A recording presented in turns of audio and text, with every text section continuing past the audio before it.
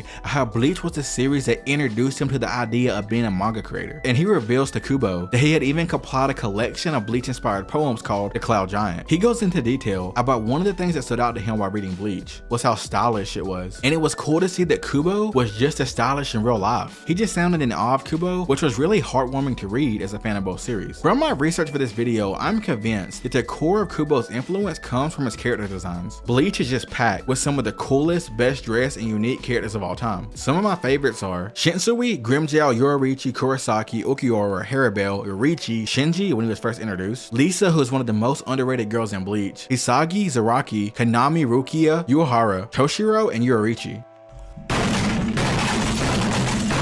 If you're thinking like, man, that wasn't enough characters, you missed a few. I did. Kubo is so good at coming up with characters that this section could go on and on. I didn't even touch the cast of the 1000-Year Blood War. But let me know in the comments, which character do you think has the best design in Bleach? I'm super curious. Kubo was also one of the earliest mangaka to put some respect on black character designs. One of the things that helped Bleach characters stand out was just how impeccable well they was dressed. Kubo's characters are some of the few that actually change clothes. I wish more artists would do this. Kubo let his love for fashion bleed into his work, and from my knowledge, he was one of the earliest fusionists of streetwear and anime. Now the two go hand in hand. Besides just in the main story, Kubo's color spreads were filled with the most insane art of Bleach characters just dripping for no reason. I feel this influenced and changed anime and fashion's relationship forever. As of today, Bleach has returned to be more successful than ever, and he has released a Bleach spin-off called Burn the Witch that is oozing with style and has loads of potential. Kubo was a lead character designer on the video game Sakura Wars, and he has won many awards for his writing, as well as been given his flowers by all the manga artists he inspired. Tite Kubo has accomplished everything he has ever set his mind to and is living his life his own way. It's important to mention just how much other cultures influences Kubo's work. He has a fascination with German and Spanish culture that is sprinkled throughout the names, outfits, and music in Bleach. This is just another testament to his talent of fusing various concepts. Bleach is known for great music, and that might be because Kubo loves music in real life. He said in the interview that he always blasts music when he is designing his characters. He just feeds off emotion emotion, and that he doesn't even like to draw background art because it distracts you from the character's emotions. This is another thing that became more prevalent after Bleach, like you can see in the Black Clover manga. Series like One Piece and Naruto often have an abundance of background art. All of this is important to Kubo's creative process. If you made it to the very end, say strawberry in the comments so I know you're real.